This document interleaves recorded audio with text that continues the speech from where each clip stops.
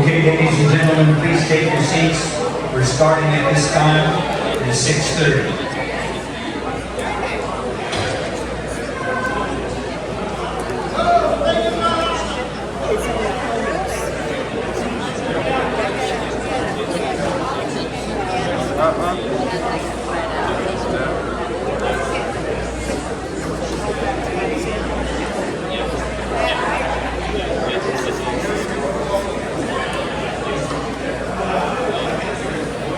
Ladies and gentlemen, welcome to the Northeast Neighborhood Alliance Membership Meeting.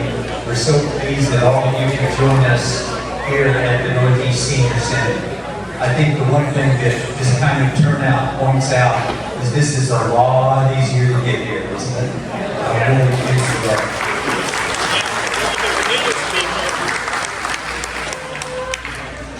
What we'll do now is welcome our Troop 398, and they begin with the flag presentation.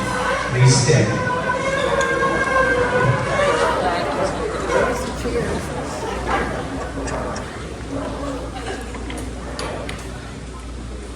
Audience attention, color guard attention. Color guard forward mark.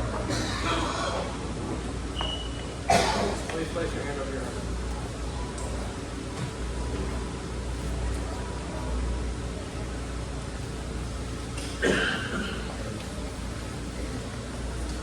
Color guard, prepare to post the gun. Please join me in the pledge of allegiance.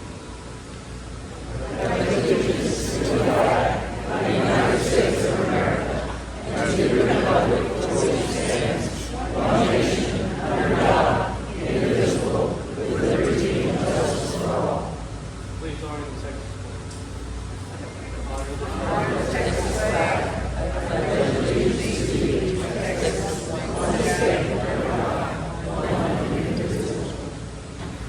Color guard close to go.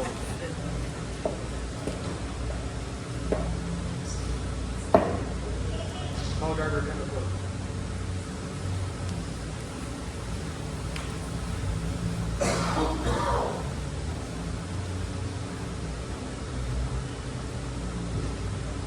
Color guard hold.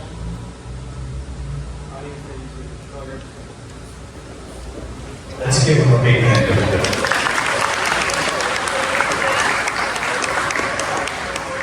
We've got a lot of very interesting briefings this evening. I think you'll get a kick out of them. There's going to be plenty to talk about. And one of the things that I would ask all of our speakers to do tonight is to come up and stand by the podium so we make sure and get you on the video camera. Okay? Everybody understand that? Good. Okay, let's begin, first of all, with hearing from the manager for the Northeast Senior Center, Victor Allen. Thank you, Mike. And thank you and welcome everyone to the Northeast Senior Center. So happy to see so many folks here with us today. So much activity continues to go on here at your Senior Center.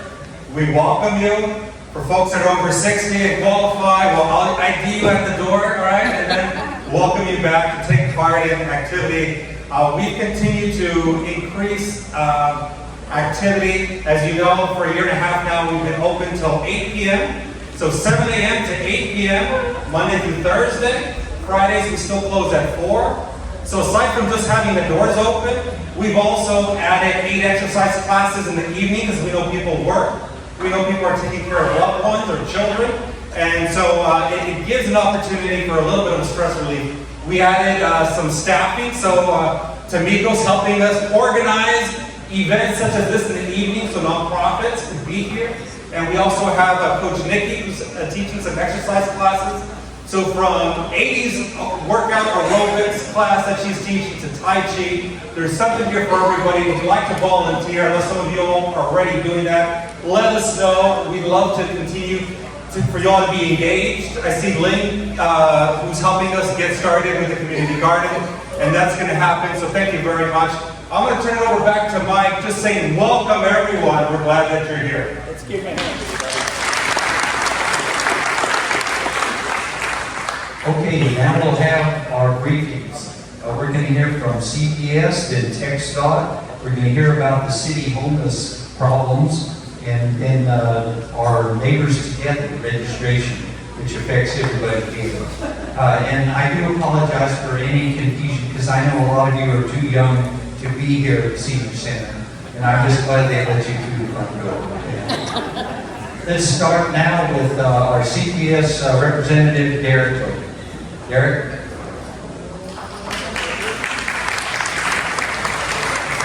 Thank you.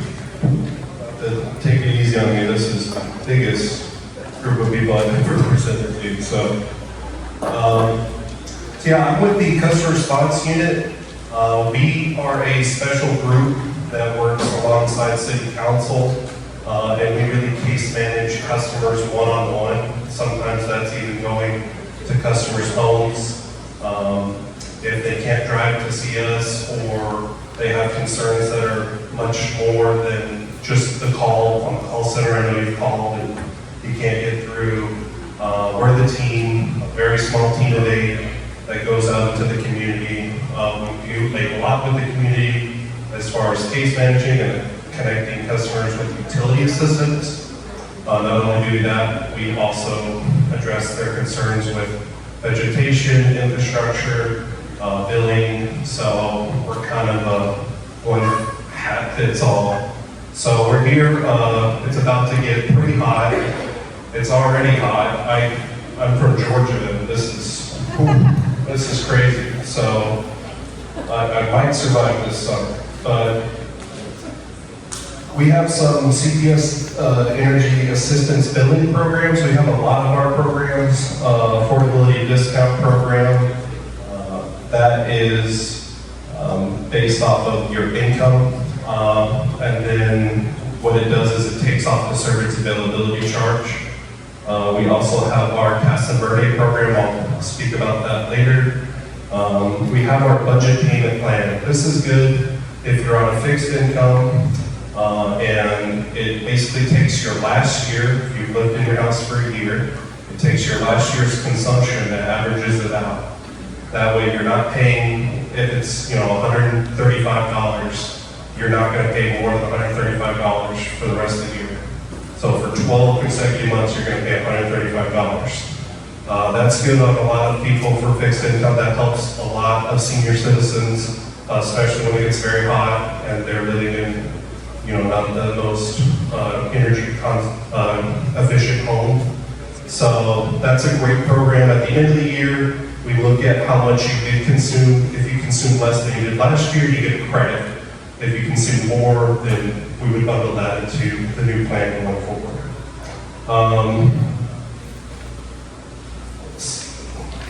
Our STEP program is great. If you don't qualify for the Casa Verde program, which is the largest weatherization program in North America, we've weatherized over 30,000 homes now. What it does is we put an envelope on the house and we make sure there's no, the home is more energy efficient. We kind of secure it. But it is income based. You have to be 200% of the income guidelines, and then the home has to qualify. It's the only program we have that the home has to qualify. So no big foundation, hole in the roof, stuff like that. However, a lot of people don't take advantage. They don't qualify for the Casa Verde program, and they're done with it. But we do have a free home energy assessment for each and every person that is in this room that owns a home. And what that is a professional will come into the home and do an assessment and tell you as the consumer, hey, here are the top things you need to focus on, whether that's your HVAC, whether that's your windows, all that stuff. And that's free of charge. We also do free HVAC tune-ups. As long as your HVAC is 5 years old and you haven't got a tune-up in 2 years, we'll go out there and do it for free. So you can sign up for that all online. Casa Verde program is extensive. If you do qualify, they can come in and do installation in the house. They can sometimes address the weather stripping around the windows and doors. They don't replace windows, but they can put solar screens on and such. It's a great, great program. That is the program that really benefits the customer over longer term than just giving them utility assistance to help with that next month. Online, there's a lot of our rebates. If you go online, you can see rebates for heat pumps, pool pumps, thermostat rewards, attic insulation rebates. They're all online. When you're gearing up for summer and you want to kind of invest in the home, look at that website. You can see all the rebates for products for the home. Okay, so what have we been doing for our reliability efforts? We're on track this year to cut 1,000 miles of trees and spend $19 million on just cutting trees. We got a lot of rain last year, which means a lot of vegetation this year. We also performed a 3-month plan of preparedness to prepare for the summer months. All of our units have been completed, maintenance and inspections to comply with ERCOT. So all of our plans are good to go for the summer. We've added 730 megawatts of solar energy, 1,710 megawatts of natural gas, 50 megawatts of energy storage, and are on track to add another 400 megawatts of energy storage. We've also added roughly 50 megawatts of nuclear power to our diversity portfolio. So we're investing a lot. It just made a lot more sense to invest in getting those plants in Corpus and Laredo than it did to build it brand new near San Antonio. We're going to be able to repurpose those facilities, and that way you guys have much more security and reliability going forward. As far as the rate request information I was asked, there's currently no data or literature to share with you, but I brought one of the papers here. We had a little picture here of the rate request from last year, and it broke down why we were asking for it, and it broke down how we were going to use that money. And it also broke down that we're still one of the lowest rates in the state, even after we did get that approved. So if we do have another rate request going forward, we're going to package it again and showcase to the community why we need it, and my team especially had to go to many community events and express it to the community, which was pretty tough, but again, a lot of hats that I have to wear. But other than that, if you'd like, I'm going to stay here till the end. You can get my card and we can talk more. But I probably took way too much time for all that. Well, you haven't. You've done okay. Let's give him a hand, everybody. Okay, we have time for just a couple of questions. Anybody have a question about your electric bill? Oh, we've got one right here. Go ahead. What was that program you talked about for? Budget payment plan? No. Affordability discount. Yeah, STEP program. Yeah, the affordability discount program is it's income based as well. We raised it to 150% of the federal poverty level. It used to be 125 for a long time. As long as you have that, and then there is a couple stipulations. You've got to be 60 years or older, have a disability, use life-sustaining medical equipment, have someone in the house under 18, or if you qualify for the 10% energy burden, which means you put 10% of your income towards your So you have a electric business bill. card you can give us? I'm sorry? The business card you can give us? Yes. Okay. Okay, we have time for one more. Way back there now. Speak up real loud.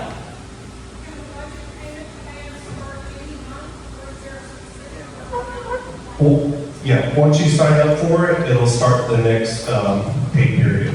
So they still got to do they got to look at your 12 months, and, but it'll start on the next pay cycle, depending if your next pay cycle is a couple days away, then it'll probably be 2 pay cycles, right? Very good. Thank you very much. Thank you. I appreciate it. Okay, let's give him a hand again.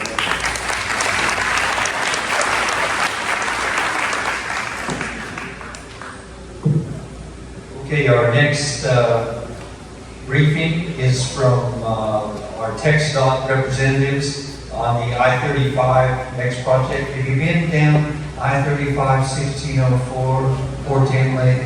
Did you see anything going on there?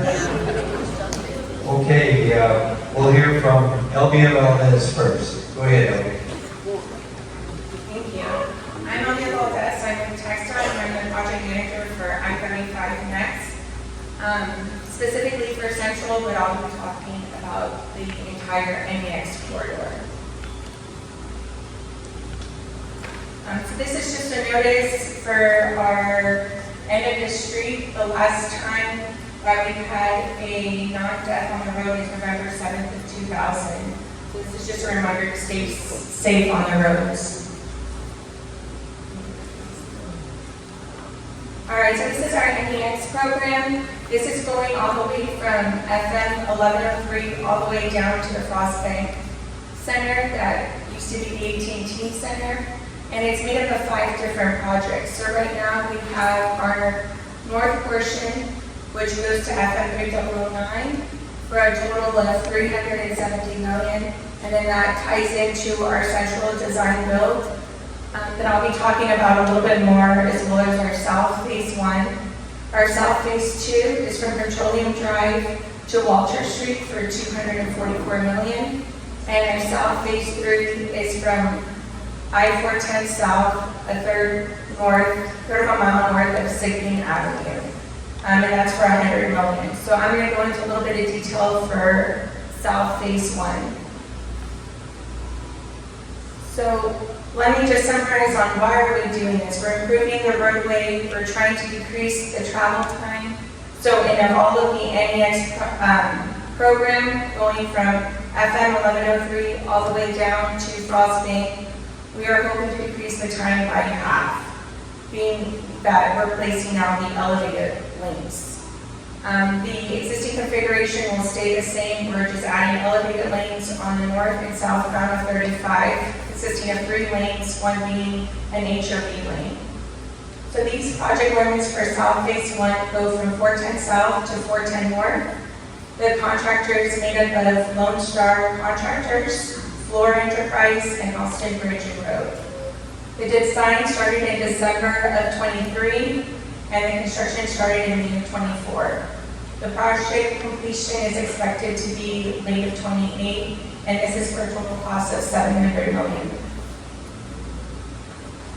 Our central design build project is from 410 North to FM 3009.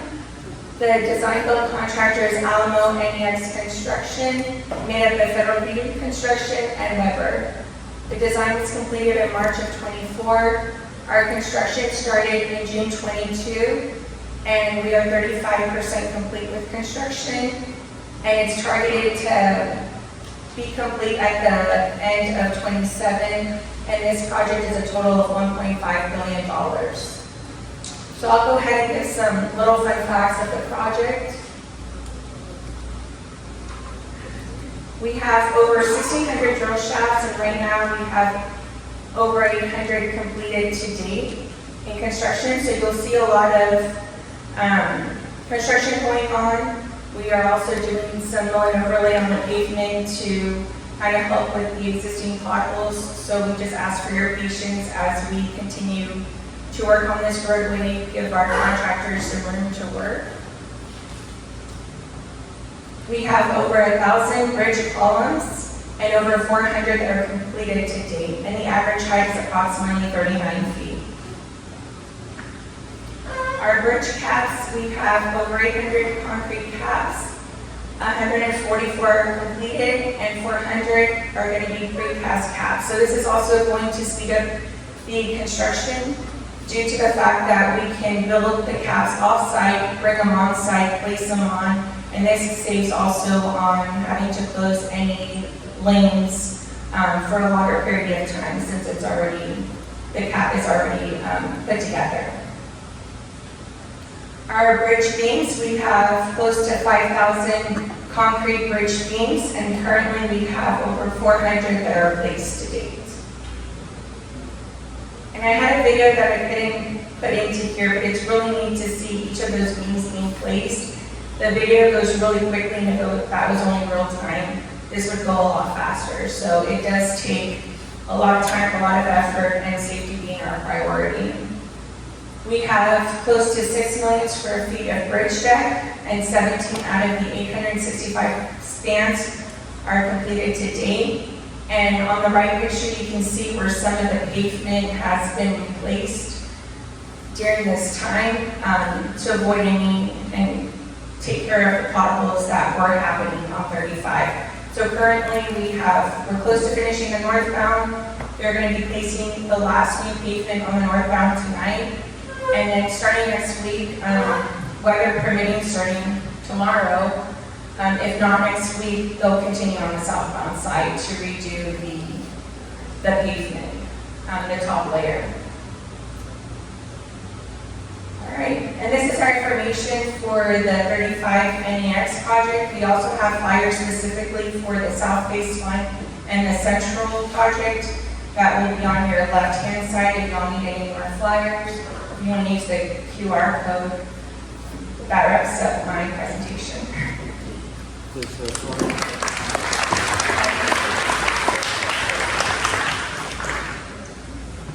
Okay, let's now welcome Carlos Arcela. He's going to talk to us about what's going on over there on 1604. Carlos.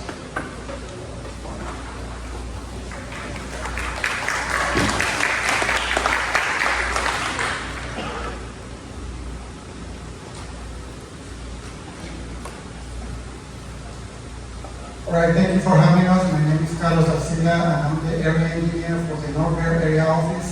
My office manages all the construction on 1604, all the way from SH16, all the way to 35. As Elvia mentioned, since November 7, 2000, we have had at least one fatality on textile highways. This is something that we want to encourage everybody to be careful. The main factors that contribute to these fatalities are speeding, people using the phone with driving, and impaired driving. So you guys can bring this to your families tonight and ask them about, hey, pay attention. We have a lot of signs, a lot of construction out there. We can put all the signs that we can out there, guys, but it's the driver's, decision that is causing all these fatalities. So we appreciate you guys bring this out tonight with your families, especially those new drivers who used to get good habits. That's what we want to do today as far as safety. Next one, please.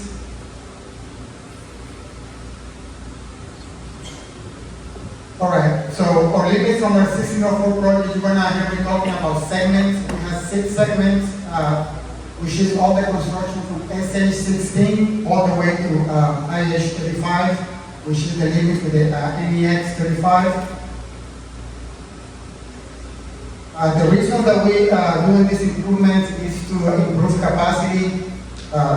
If we don't do any improvements by 2045, the commute time from 16 all the way to 35 will be around 88 minutes, almost hour and a half. But with the improvement that we're going to be doing, the driving time is going to be 27 minutes. That's something that we're trying to accomplish with all this construction. If you guys remember, 1604 was 2 lanes in each direction.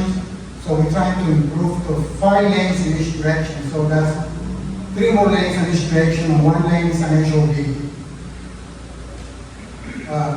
As I mentioned earlier, all the construction on 1604 is about $1.4 billion.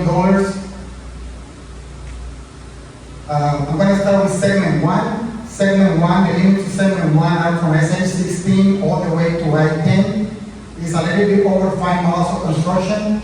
This project is $148 million. We start construction in 2021, and it's expected to be finished by 2025. This project is at this time is 75% complete. We are on track to finish on time. Segment 2 is the interchange of 1604 and I-10. This is a project that is used right there at the interchange. It's a lot of bridge. This is going to be the biggest interchange that we're going to have in town in San Antonio. It's a multi-level, 5-level interchange. We have a lot of businesses that we impact right there at this time, but our goal is to get in and out this year with all the bridge construction over here. This project is 50% complete right now. Let me go back up a little bit. This project started in 2022. It's a $418 million construction and is expected to be complete in 2027. Segment 3, the limits of segment 3 are from I-10 all the way to Stone Oak Parkway. It's a little bit over 7 miles of construction. The cost of this project is $244 million. We started construction in this project in 2021 and it's anticipated to be complete in 2025. The unique portion of this project is the Blanco intersection, which is right there at 1604 and Blanco.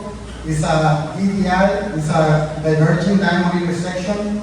This is going to be the first one that we're going to have in town. It's very unique. What is unique about this intersection is the through traffic on the frontage road from 1604 crossing Blanco is going to be put at the bottom at the level of the main lanes. So that's going to allow us to maximize the intersection, the wait time on Blanco, because outside 1604 on Blanco is expanding, a lot of construction development, and this is the only in and out from that area. Segment 3, as I mentioned, is 60% complete and is on track to be finished on time. Segment 4, the limits of segment 4 are from Stone Oak Parkway all the way to Redland is coming to this area. This project is a little bit of 4 miles. The cost of this project is $178 million. We just broke ground on this project this year in 2024, and it's anticipated to be complete in 2027. Right here is just a timeline of all the segments that we're going to have on 1604 from Bandera to 35.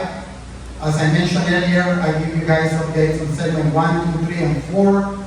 Segment 5 was laid a couple of weeks ago, and it's anticipated to,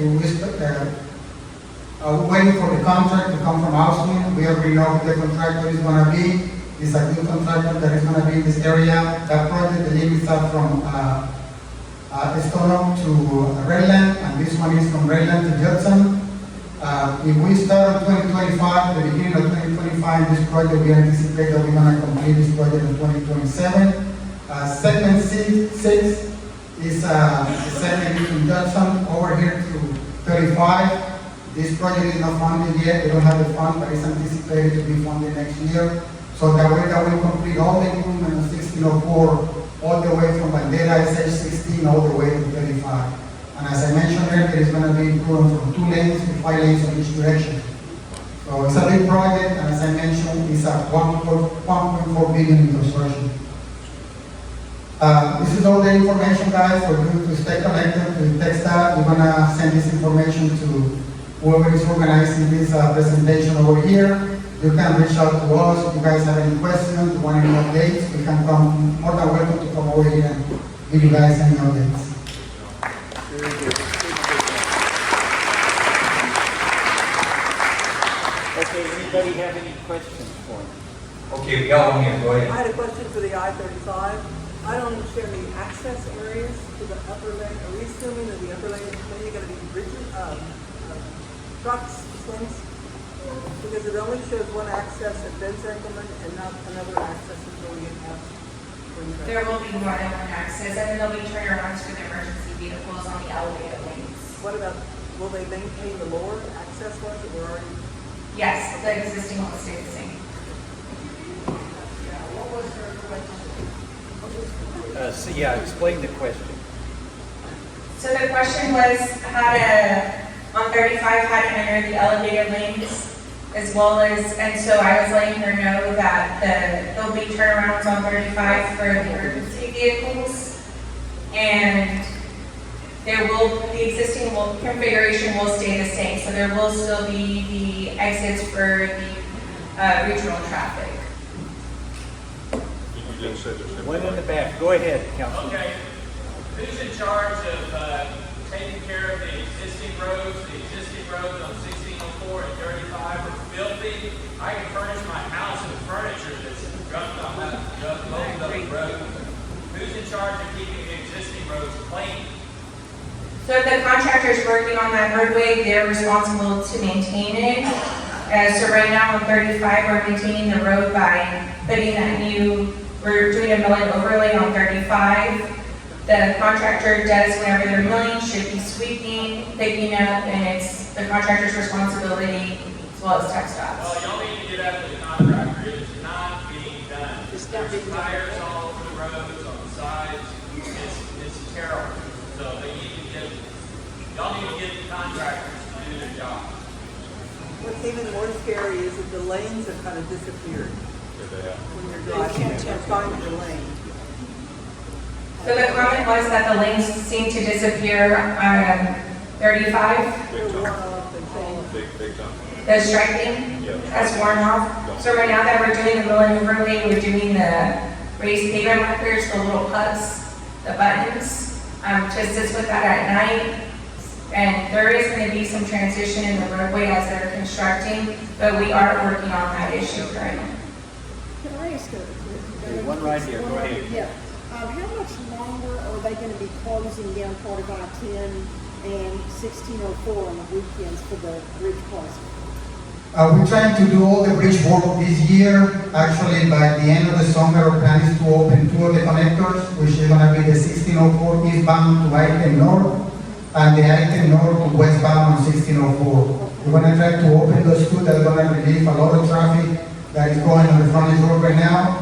And then the following year, by summertime, we try to open the other 2 connectors. Okay, we have time for just one more. Anybody else? All right, well, let's give them a big hand, everybody.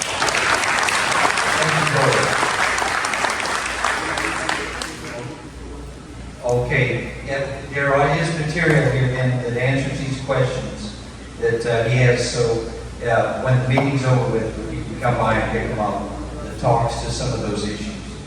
I'll tell you, I've never seen such a big construction in all my life, just amazing. Okay, let's now hear about another one that's affecting all of us in the neighborhood, and that is the homeless problem. And we'll get to hear from David Rowe first. And I'm sure that somebody in this room's probably got a few questions. David? Thank you so much. So, hey everyone, I'm David Rowe, I'm the homeless outreach manager for the city of San Antonio, and I've got Shannon Conway with me. She's currently conducting outreach in District 10. I guess let's talk a little bit about the city's response to homelessness, okay? The homeless division is part of the Department of Human Services. We're a very small division. We got 24 folks, and we respond to homelessness in 3 different ways here. The first way is we have our Homeless Connections hotline, which is a number of folks can call if they are at risk of homelessness or actually experiencing homelessness or want to get connected to resources. I'll go ahead and give you guys that number just in case you know anybody that needs the help. It's going to be 210-207-1799. And that's basically a 207-1799. And that's pretty much a one-stop shop for homelessness, right? If people are behind on their rent, or if they're staying out in the streets, if they want to get connected to shelter, to housing, to my outreach team, they can call that number and we'll get connected to the right resource, okay? So that's the first thing we do. The second thing we do at the homeless division is the encampment cleanups. So our abatement team, they're out there working every day of the week, pretty much, coordinating with our solid waste department, with the code compliance, speeding, and addressing those large encampments, right, where you see the structures and the tents and all that sort of stuff, right? So they receive their referrals through our 311 system, and currently we're right around about a 2-week turnaround time to address those encampments. So if you have an encampment in your area that you'd like to get addressed, you can call that into 311 or into 311 app. We do track those, we follow those, and we follow up on all of those with that 2-week turnaround time. Okay? So if you have an encampment you want to address, 311. Easy. The third part of what we do here with the homeless division is the outreach team, and that's my team. We have outreach workers in every single city council district here in San Antonio. We're out on the streets 5 days a week. All day long, just going around from spot to spot, trying to make connections with those people that are living on the streets. Right? There's a lot of help out here in our community, The hard part is getting people to accept it, right? A lot of our folks out there on the streets have been out there for a long time. They've had bad experiences with, law enforcement or the system. So we've got a lot of work to do to get them to that point where they're ready to accept help. That's where my team comes in, okay? The work that we do is all about building relationships. It's building trust with people. So we're just out there nonstop chipping away at those issues with people and working on trying to get them from where they're at to a place where they're willing to accept help. We do that with a lot of small things, food, water, socks, just little comfort items, and then spending time and just building those relationships. All right. The goal, of course, is to get people to accept shelter and housing. So in a nutshell, that's our response to homelessness here in San Diego. All right, let's see, we got any questions for David? Way in the back now, speak up real loud.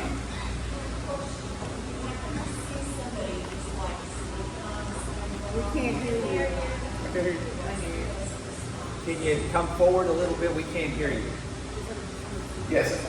So I'm sorry, it sounded like, so if you see someone sleeping on the sidewalk or staying like by business or something like that, what do you do, right?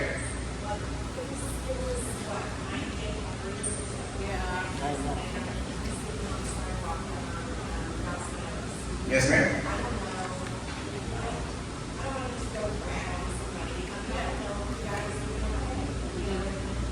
Yeah, I got you. So that number, the 207-1799 number I gave you, if you call that number, you can report somebody that's there like that. They'll let our team know. We'll actually go out there and reach out to that person. Yeah, if it's something that's an emergency, obviously we want to call 911, right? Or yes. If it looks weird, if somebody looks like they're in a non comfortable position, or they're kind of slumped over, I would definitely call the non-emergency number. A lot of times we come up on people who might have overdosed, that might be passed out from the heat. If you call the 207 number, there may be a chance that myself or another member of my team might not get to it till the next day. So if it's something that looks like it could be an emergency, please call the police.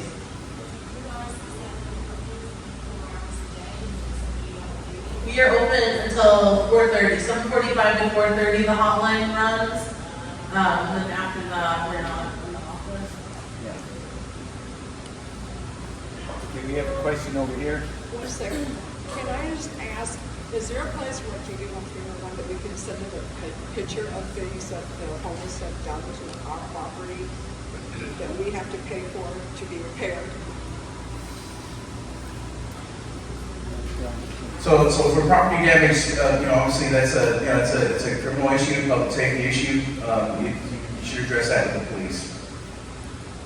And of course, insurance. Because they break and enter, they mess up, they feed and poop in a pool. It's just awful. Yeah, for sure. That sounds like a The police did SAPD. not So come out. I've called 3 times and they won't. I got you. Do you have your safe officer's number? Or Yes, I do. Or you know these? Okay. So usually, so the best thing, like if you have people that are actually bothering you on your property, if you reach out to your local SCP safe officer and complete what they call a criminal trespass affidavit with them, that gives the police the authority to arrest people when they're on your property. Okay, we've got one For over here. trespass, yeah. Go ahead. Yes, sir. In one of the utility newsletters that came out recently, that you posted a 611 number. Is that valid? That'd be news to me. I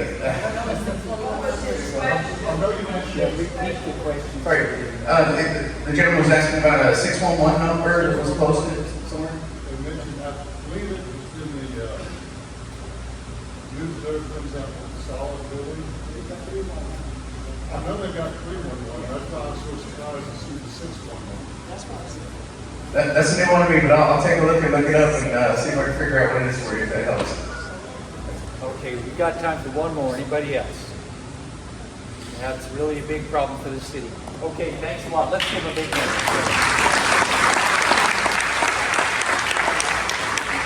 Okay, one that I just love this program, and I know all of us should be getting involved in it, and that is our Neighbors Together registration. And Amanda Ramirez is her real last name.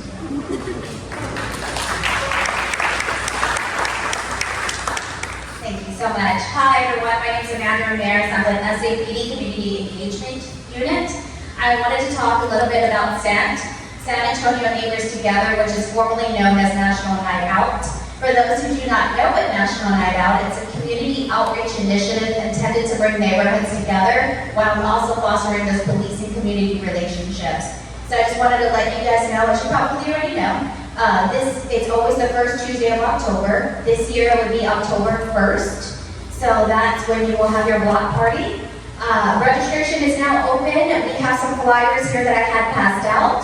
So if you didn't get one, I will leave some right here at where you signed in to make sure that you get your copy of your registration form. If you have any questions, you can, below it says sa.gov police. You can find my name and my email and my phone number on the City of San Antonio's website under San Antonio Neighbors Together if you need help filling out that registration form. So with that registration, as some of you probably know, we have a workshop at Public Safety Headquarters. This year, it will be on Saturday, August 31st, so make sure that you register so that way you get, it's an exclusive invitation to the workshop for San Antonio Neighbors Together to make sure that you have everything ready to go for your night out, for your event on October 1st. For whatever reason, if you don't get to attend the workshop, we will have a kickoff celebration. This one is open to the public. It's free, family friendly. We have a helicopter, SWAT truck, everything, food, games, and this is another chance to get in front of all of our COSA departments, such as like ACLs, Public Works, as well as SAWS and CPS. So this is our kickoff celebration. Again, there's going to be flyers over here where you where you signed in. And does anybody have any questions for me? When is the kickoff celebration? The kickoff celebration will be Saturday, September 21st from 9 to noon. This year will be at Camargo Park. So that is in District 4. Yes, and that one is fun. That one is free to the community and open to the public. Does anybody else have any questions for me? Yes, I do. Yes, ma'am. That is going to be from 9. She asked what time is the workshop at Public Safety Headquarters, and that's going to be from 9 a.m. to 11 a.m. One of them that we've noticed that there's been some problems with neighborhoods is the kids are having to go to events at schools on the night of Neighbors Together. Can the city work with the schools to have their events on another day so that we can have them in the neighborhoods? It's ruining the neighborhoods. So I will definitely reach out to our command staff about that. But if you guys, for whatever reason, Tuesday does not work for you and you want to, have it that following Saturday, the Saturday before, I am going to work with you guys to make sure that you guys get that so that we can have your event. So if Tuesday, October the 1st does not work out, we can definitely work with you guys.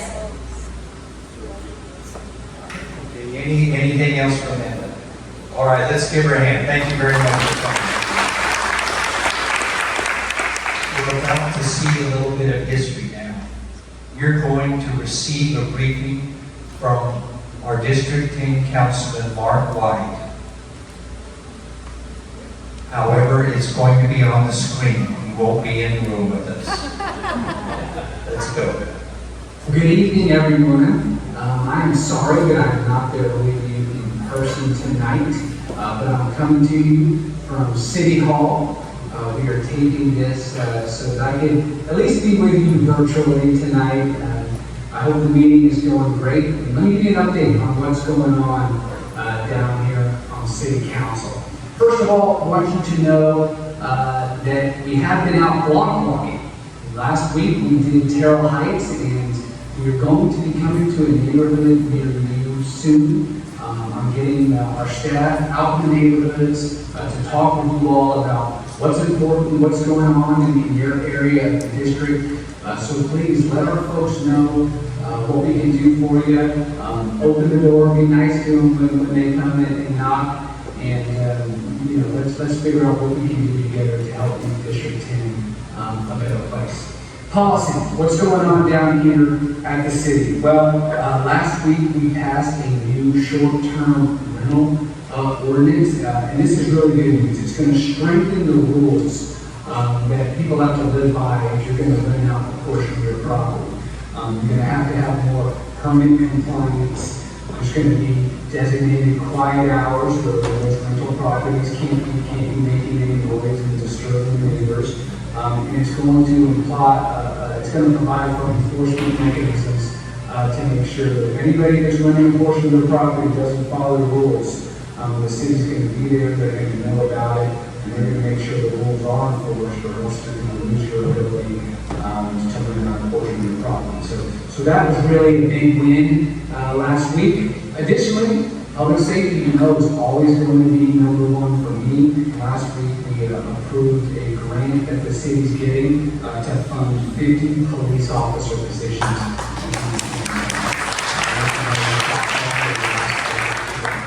New officers. This year in the budget, we're going to be fighting again for more police. And so this grant is going to fund 50 police officer positions. So public safety will always be number one. And was very happy that we could do that. Trespass affidavits, okay? Up Parent Vital and into the middle portion of the district, we found out that we had a lot of businesses that had not turned in their trespassing affidavits. And so we've been getting our safe officers, and my office has been going door to door to these businesses and making sure that they sign these trespass affidavits. And what it's going to allow the police to do is when they see people gathering on a property, maybe up to no good, trespass affidavits, if they're signed by that particular business, it allows police to go onto the property and round up those people and move them out. So whatever nefarious activity they're doing, hopefully will stop. So it's sort of another public safety initiative that we've taken on here with our office, and hopefully that's going to clean up, Parent Bible and some of those other streets in the district. Some infrastructure, some good news. Bulverde Road, I know it's taken a long time, but we're expecting in the next 2 months that Bulverde Road project will finally be complete. We've been pushing public works hard to try to accelerate it and get it done. And it looks like we're almost there, so that's some good news. Budget. We're coming up on 2025 budget discussions that actually already started. You know what I'm going to be pushing for, right? More dollars for public safety, more dollars for infrastructure, right? Roads and sidewalks and drainage. Those are the things we want to focus on here in District 10. So last year we got more money than ever for infrastructure, and we're going to keep that in. The last thing I should mention are the fire negotiations. They are ongoing. We have a little bit of a standstill here, but I am pushing hard to get a deal done. And we need to pay our San Antonio Fire Department like the best fire department in the country, because that's what they are. You've got to do it in a responsible way. I think there is room between each side is compromise, and so I'm pushing my colleagues and pushing city staff here to make sure that there's a fair deal in place for our firefighters and our second hard copy District 10 digest is complete, and it's going to be in your mailboxes very soon. So we're excited about that. And remember, this is something that we started after I got in the office. We did a winter edition that I think we got in January. The summer edition should be in your mailboxes in the next couple of weeks. We've had great feedback on this. We want to let you know what we've been doing, what's coming up, and so I hope you all enjoy the second edition of our digest. HOA meetings. If your neighborhood is having an HOA meeting, we'd love to attend. So please let us know the dates, and we'll do everything possible to get there. With the councilman, we had a great coffee 2 weeks ago in Copper Ranch. That was a lot of fun. Meeting with the neighbors out there that morning. Again, if you want us to do that in your neighborhood, we'd love to do it. We bring you coffee, we bring some donuts, we set it all up. All you gotta do is get you and your neighbors to come out on Saturday morning, talk to us about the issues that are going on, again, let us know how we can help. Upcoming events. We are doing office hours, and it's a new initiative we put into place because I believe we need to be as accessible as possible for you. So every other Tuesday about in our capital park building at the field office from 4 to 5:30, I'll be there. You just have to call in ahead of time, sign up, tell us what time you're going to be there. Come on by and talk to me about whatever's on your mind. D10 and 10, right? With Ernie. We've done 2 of these now. Facebook Live. By the way, I've never done a Facebook Live before. Ernie from my office is all about the technology and how we can get in front of everybody. And so he convinced me to do this Facebook Live. So it's at 10 a.m. And our next one is going to be on June 25th. Right? So all you have to do is log on to Facebook and there will be and Ernie and I will be talking about whatever the issues are, and you can send us your questions right there and get them answered in real time. So hope you check that out. And then finally, on June 29th, Operation Project Cool Fan Distribution. It's going to be at the Northeast Senior Center, right here, where you all are sitting right now, 9:30 a.m. to 12:30. We're going to be distributing some things to hopefully keep everybody cool in the summer. I hope the meeting tonight was great. Thank you for giving me the opportunity to come to you tonight virtually. I look forward to being back with everybody in person at the next Northeast Neighborhood Alliance meeting.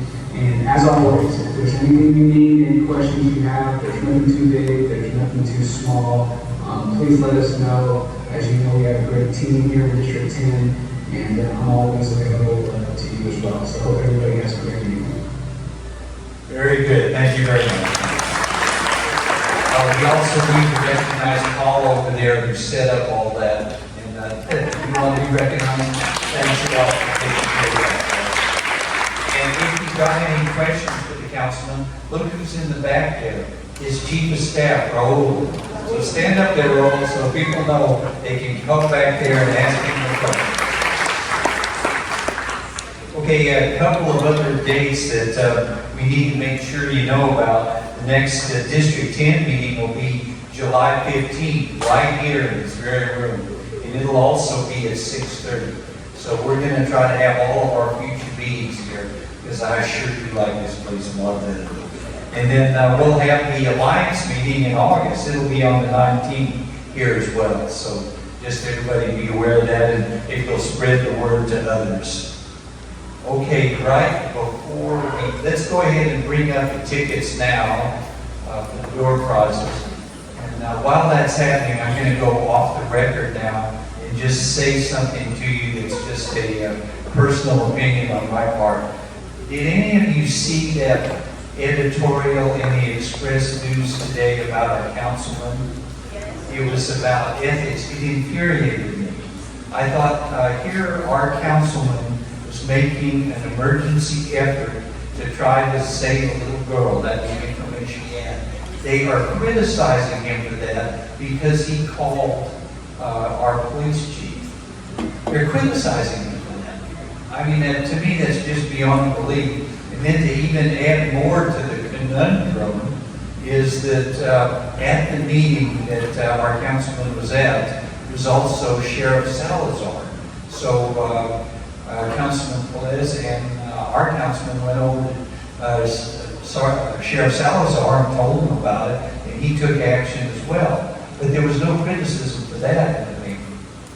So explain to me what's going on here. I was so disappointed. So if any of you would like to send a review to the Express News about your opinion about the editorial, I would be most grateful. I think that's something that needs to be done.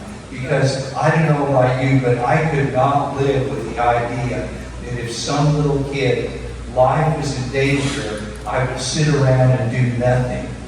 You know, it's absolutely infuriating. So please take a look at that and take action if you possibly can. Okay, we're going back on the record now.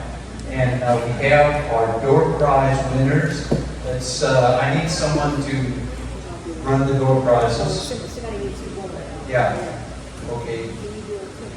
Where's our councilman? Barry, I thought that was his job. Councilman Perry, please step forward. We got okay, we have this, the first prize, this very expensive wine, and I think there's even a card in there. Let me have it here. Okay, are you ready, sir?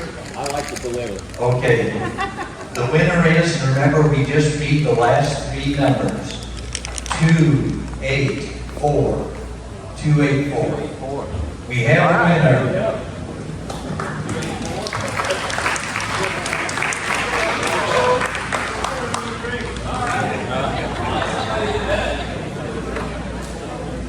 Okay, so we have another one here.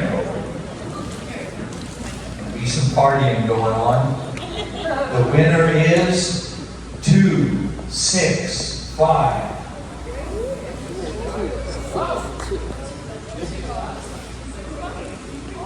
Here we go. Hey.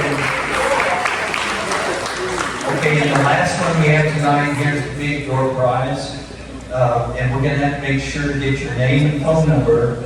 We're going to have, our councilman's going to have a District 10 lunch with whoever that person is, and he's promised to pay the bill, and it won't be McDonald's. Are you ready?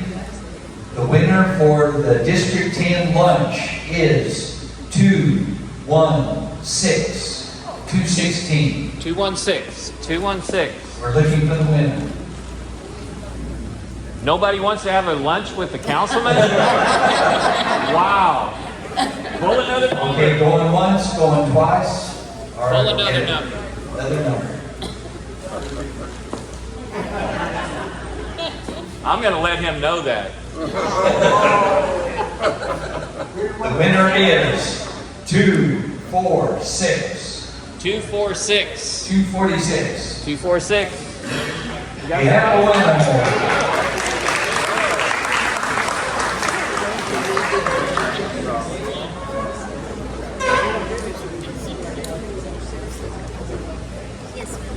One quick announcement, someone left this, whatever it is, so if it's yours, step forward. Okay, the last thing I just want to say is we've got these handouts. We want to make sure that everybody sees them.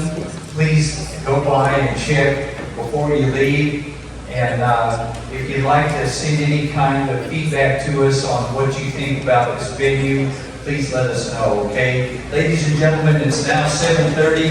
Thank you very much for turning out tonight.